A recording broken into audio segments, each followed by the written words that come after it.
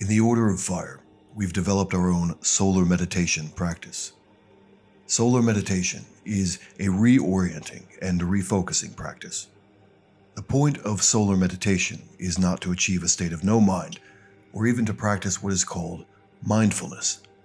Our philosophy recognizes the sun and, more importantly, what the sun represents to us as the central axis of our spiritual world.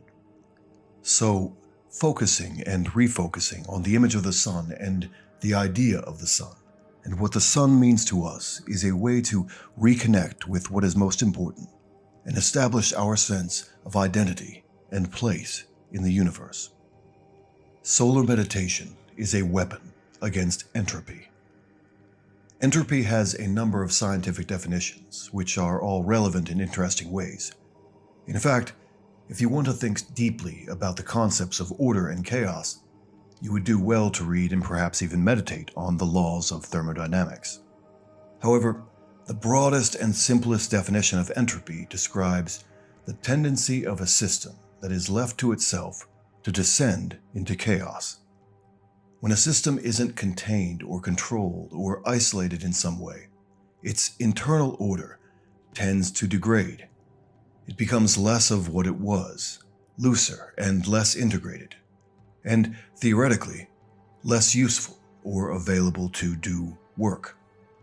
A good word here, because it also pertains to mental processes, is that when a system isn't contained, it becomes increasingly entropic and it becomes less concentrated. Meditation and ritual can be employed as controls that impose order on your personal system and keep it from descending into chaos to maintain its concentration. Rituals can be performed for a wide variety of purposes, but key superordinate functions of ritual repetition are the affirmation, confirmation, and renewal of the bond to the group's shared identity, the group's defining narrative, and the group's shared hierarchy of values. Religious people return to church or perform the same rite at the same time every week, year, or month, or even at the same time every day together. This repetition reminds and reiterates and recommits the individual to the group's shared cosmological narrative, and to its hierarchy of values, its holy order.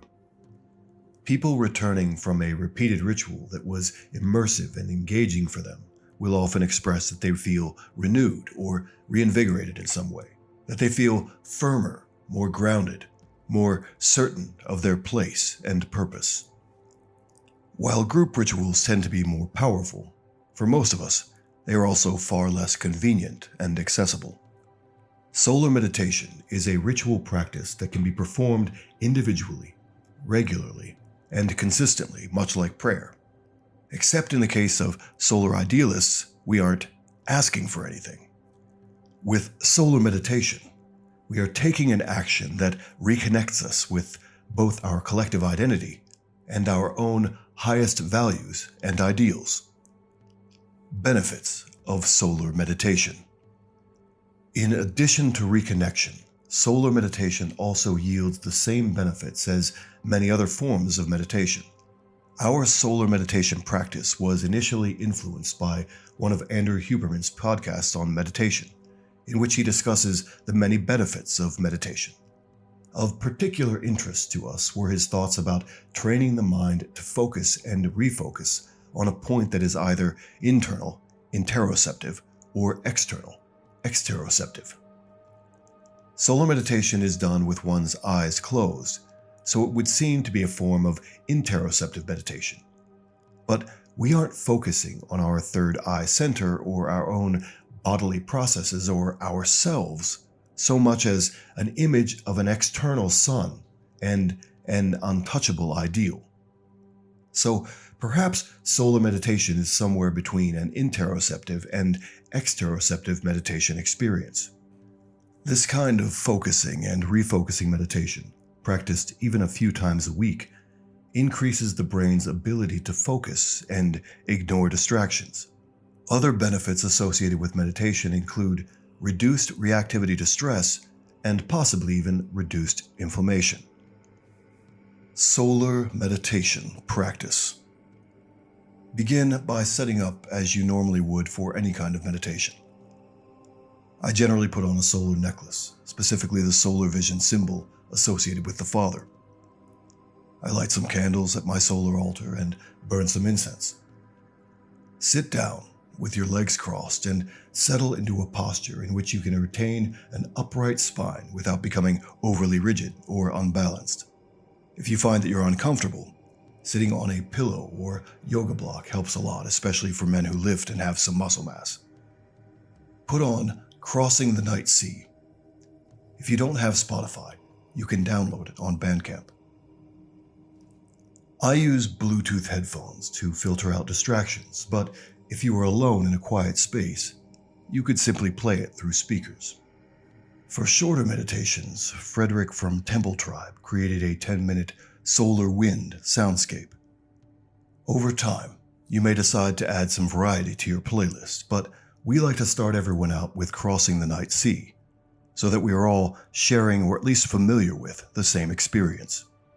All three parts of Crossing the Night Sea make a 20-minute meditation by design and are loosely meant to evoke the journey of the sun from golden hour and sunset across the night sea, inspired by the Egyptian god Ra traveling on his solar bark.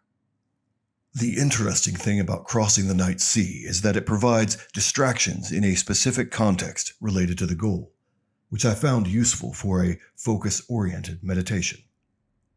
Your objective for the entire meditation is to, with your eyes closed, generate an image of the sun in your mind and keep track of it. Ideally, the sun is traveling out over a night sea. If you become distracted, return to the sun. Crossing the Night Sea has some chaos in its ambience, which I tend to picture as ghostly northern lights or fractal clouds. As you focus on the sun and keep it central in your mind, think about what it is and what it means. Warmth and light. Light that illuminates and makes order and reason possible. The sun is also contained, focused fire, heavy in mass, with its own gravity. The sun, physically and metaphorically, is your axis mundi, the axis of your world, and the center of everything good that makes life and strength and excellence possible. Think about the way that we emulate the sun above all things. Think about the sun as a representation of the Father, the ideal Father or Father beyond fathers, whose role is to contend with conceptual chaos and order the world. Return to the image of the sun. Think about becoming a solar father figure in the lives of those around you. Return to the image of the sun. Think about becoming your own son, becoming your own father, and ordering your own world and your own mind. Return to the image of the sun. Contemplate what it means to provide solar light and warmth. And as your mind wanders off into chaotic space, return to the image of the sun in your mind's eye. Contemplate everything the sun symbolizes. Repeat this practice at least 3 times a week, ideally more often. Some men find that they are able to improve their attention by repeating some kind of word or mantra. The suggested word for solar meditation is Soul, the Proto-Indo-European word for the sun. It flows better than some other names for the sun because it has 2 syllables. Proto-Indo-European is an unattested theoretical language, so no one important will be offended if you pronounce it incorrectly. Something like Soul is close enough. Fire. Members of the Order of Fire who have attended a fire ritual may want to shift the focus of the meditation and imagine the ritual fire. Another variation could be to alternate between imagining the sun and imagining the fire, or visually superimposing one on top of the other. Conclusion. Some men enjoy meditation more than others, and it can be difficult to find time for it. But the times when we are busiest and most distracted are sometimes also the times when we would benefit from meditation the most. Give solar meditation some time and invest some effort into it, and determine what makes the most sense for you.